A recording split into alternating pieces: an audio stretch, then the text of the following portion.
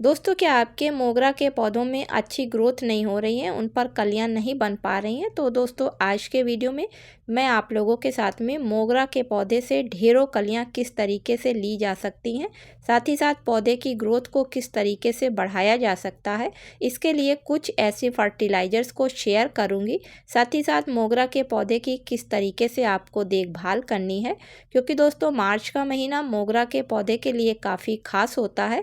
इस महीने में मोगरा के पौधे में ग्रोथ काफ़ी अच्छी होती है, साथ ही साथ पौधे पर कलियां बननी भी स्टार्ट हो जाती हैं। तो दोस्तों, आज का वीडियो आपके लिए काफ़ी खास होने जा रहा है, क्योंकि अगर आपके मोगरा के पौधे पर इनमें से कोई भी समस्या आ रही है तो वीडियो को देखने के बाद में आपकी इन सभी समस्याओं का आपको समाधान मिल जाएगा।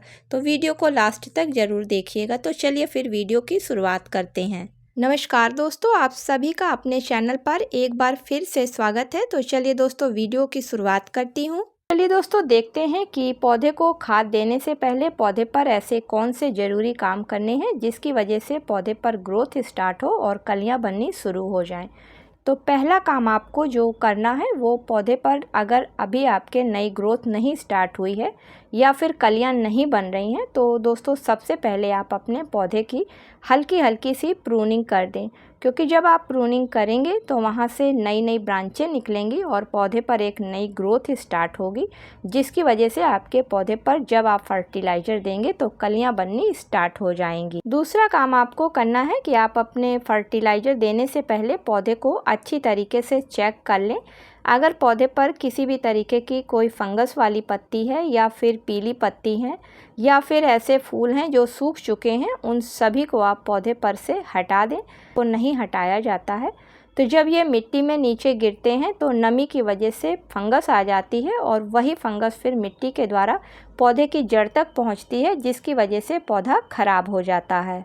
तीसरा काम आपको करना है कि अगर आपके पौधे पर नई ग्रोथ स्टार्ट नहीं हो रही है और आपका पौधा 1 साल पुराना हो गया है, तो दोस्तों आप अपने पौधे की रूट प्रूनिंग करने के साथ साथ पौधे को रिपोर्ट कर दें, जिससे कि पौधे को नई मिट्टी मिल जाए और नई जड़ों को निकलने और फैलने के लिए जगह मिले और पौधा अच्छी तरीके से ग्रोथ करे, जिसकी वजह से पौधे पर कलियां बननी स्टार्ट हों।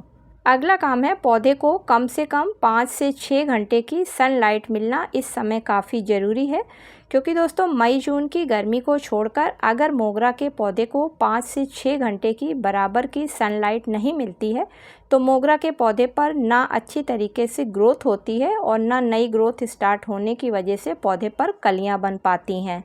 अब लास्ट में बात करते हैं कि पौधे को हमें फर्टिलाइज़र किस तरीके से देनी है। तो दोस्तों पहली खाद के रूप में आप नीम खली के पाउडर को ले लें। तो अगर आपका पौधा 10 इंच के गमले में लगा हुआ है तो 2 चम्मच आप छोटे नीम खली के पाउडर को ले लें, क्योंकि नीम खली के पाउडर में प्रोटीन, कार्बोहाइड्रेट, फाइबर के साथ साथ नाइट्रोजन, फास्फोरस, कैल्शियम, मैग्नीशियम और सल्फर जैसे पोषक तत्व पाए जाते हैं और इसके इस्तेमाल से पौधों में फंगस नहीं लगती है, मिट्टी में किसी तरीके के कीड़े मकोड़े नहीं लगते हैं।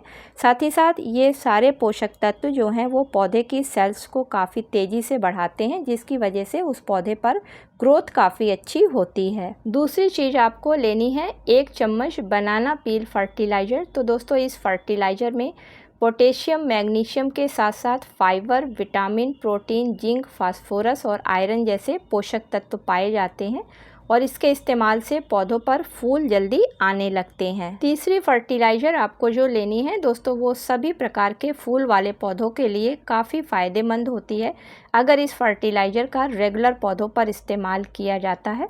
तो ये सीवीड ग्रेन्यूल्स के दाने हैं और इसको भी आप 1 चम्मच ले लें। ये हरे समुद्री शैवाल से बनाई जाती है और इसमें बहुत सारे पोषक तत्व जैसे vitamin, acid, potassium, zinc, iron, calcium, magnesium जैसे पाए जाते हैं। साथ ही साथ ये मिट्टी को हल्का सा एसिडिक भी बना देती है और आप सभी को पता है कि मोगरा का पौधा हल्की सी एसिडिक मिट्टी में रहना ही काफ़ी पसंद करता है। अब इन तीनों खादों को आप अच्छी तरीके से मिला लें और गमले की मिट्टी की हल्की हल्की सी गुड़ाई कर दें। गुड़ाई करने के बाद में इसको गमले की मिट्टी के चारों तरफ धीरे धीरे करके मिलाकर ऊपर से मिट्टी से कवर कर दें।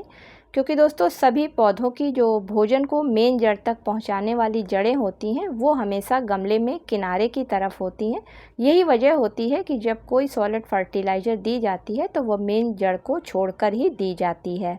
जब आप मोगरा के पौधे में अच्छी तरीके से फर्टिलाइज़र को मिट्टी में मिला दें तो फिर दोस्तों इतना पानी डालें कि मेन जड़ तक इस खाद का असर हो सके। उसके बाद आप पौधे को उठाकर पूरी तरीके से धूप वाली जगह पे रख दें, क्योंकि दोस्तों मोगरा का पौधा 35 डिग्री टेम्परेचर तक काफ़ी अच्छी तरीके से अपने आप को सर्वाइव करता है और उसमें जो भी कलियां बन रही होती हैं वो सभी फूल में बदलती हैं। 35 डिग्री के ऊपर जैसे ही टेम्परेचर जाने लगता है तो मोगरा के पौधे में जो कलियां बन रही होती हैं या तो वो काली होकर नीचे गिर जाती हैं या फिर फूलों का साइज छोटा होने लगता है और कलियों की संख्या कम हो जाती है। साथ ही साथ पौधा भी अपनी ग्रोथ को गर्मी की वजह से रोकने लगता है। तो ऐसे टाइम पर आप अपने मोगरा के पौधे को ग्रीन नेट के नीचे रखें या फिर सुबह की 2-3 घंटे की धूप दिखाने के बाद में कहीं छांव वाली जगह पर रख लें। उम्मीद करती हूँ कि आज का वीडियो आप लोगों को पसंद आया होगा। अगर दोस्तों पसंद आया हो तो इसे लाइक और शेयर करें। मिलती हूँ किसी अगले वीडियो में किसी नई जानकारी के साथ में। तब तक के लिए दोस्तों हैप्पी गार्डनिंग।